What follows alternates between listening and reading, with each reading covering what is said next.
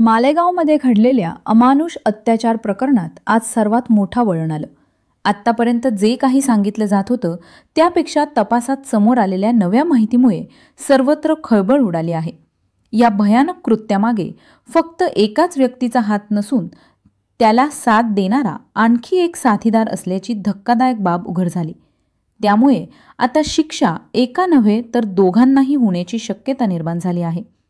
17 November रोजी डोंगराळे गावातील 3.5 वर्षाच्या चिमुकलीवर अत्याचार करून तिची निर्घृण हत्या करण्यात आली।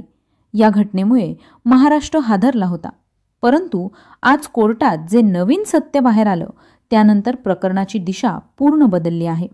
ओठडीत असलेला आरोपी अखेर फुटला आणि सुनावणी दरम्यान अनेक गुपिते समोर आली। फास्ट ट्रॅक कोर्टात या प्रकरणाची जलद सुनावणी सुरू असून आरोपीसोबत आणखीन कोण गुंतले होते याचा तपास आता निर्णायक टप्प्यात पोहोचला आहे। गेल्या 8 दिवसांपासून या प्रकरणाने संपूर्ण महाराष्ट्राला अस्वस्थ केलं होतं। प्रत्येकजण न्यायाची प्रतीक्षा करत होता आणि अखेर तपास यंत्रणांच्या हातात एक अत्यंत महत्त्वाचा पुरावा लागल्याने सरकारी बाजू आता अधिक बळकट झाली। त्या पुराव्यातून आरोपीला मदत करणाऱ्या आणखी एका व्यक्तीची शक्यता स्पष्ट झाली आहे। या प्रकरणातील सर्वात महत्त्वाचा पुरावा म्हणजे गावातील एका सीसीटीव्ही कॅमेराने टिपलेली दृश्ये। या फुटेजमध्ये अपहरणाच्या वेळी आरोपी एकटाच होता की कोणीतरी त्याला मदत करत होतं, यावर अनेक शंका उपस्थित झाल्या आहेत आणि त्याची चौकशी आता वेगात सुरू आहे। 17 नोव्हेंबरचा दिवस डोंगराळे गावात कायमचा काळा दिवस ठरला।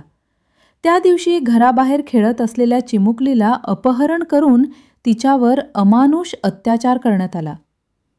या घटनेनंतर सुरुवातीला बऱ्याच गोष्टी गुप्तच राहिल्या होत्या, मात्र आज कुटुंबियांनी, शेजाऱ्यांनी आणि काही नव्या साक्षीदारांनी दिलेल्या निवेदनांमुळे संपूर्ण कथानक वेगळंच समोर आलं आहे। आरोपी हा पूर्णपणे बाहेरचा व्यक्ती नसून कुटुंबाच्या ओळखीचा होता, ही माहिती प्रथमच उघड झाली। तो या घरात येत जात असे, कधी त्याला जेवण देण्यात येत असे, कुटुंब त्याला आपल्यासारखं वागत असे, पण त्याच व्यक्तीने असा निंदनीय प्रकार केल्याचे उघड झाल्यानंतर गावात संतापाचं वातावरण आहे। फुटेजमध्ये दिसणारी काही छायाचित्रे आणि हालचालींमुळे या कृत्यात आणखी एखाद्या व्यक्तीचा सहभाग असू शकतो अशी शक्यता तपासात पुढे आली आहे। त्यामुळे तपास आता व्यापक पातळीवर सुरू असून पोलीस या घटनेच्या मागचा संपूर्ण सत्य शोधण्याच्या कामात आहेत। दरम्यान या प्रकरणात जनतेचा आक्रोश इतका वाढला की आरोपीला प्रत्यक्ष कोर्टात आणल्यास वातावरण बिघडण्याची शक्यता होती। त्यामुळे सर्व प्रक्रिया व्हिडिओ कॉन्फरन्सिंगद्वारे पार पडली। याआधी नागपूरमध्ये अशाच एका प्रकरणात आरोपीला जमावाने ठार केले होते। त्यामुळे सरकारने कोणतीही धोका न पत्करता सावधगिरीचा उपाय निवडला। सरकारी वकिलांनी कोर्टात अनेक महत्त्वाचे मुद्दे मांडले, ज्यात आरोपीने गावकऱ्यांसोबत मिळून शोधकार्याचा दिखावा केल्याचा देखील उल्लेख आला। या वर्तनामुळे त्याच्यावर संशय अधिकच बळकट झाला। वकिलांनी एकमुखाने या आरोपीचं वकीलपत्र न स्वीकारण्याचा निर्णय घेतला असून त्यामुळे आरोपीला कायदेशीर संरक्षण मिळणार नाही। यामुळे न्याय प्रक्रियेचा वेग वाढेल आणि कठोरात कठोर शिक्षा होईल अशी अपेक्षा व्यक्त केली जाते।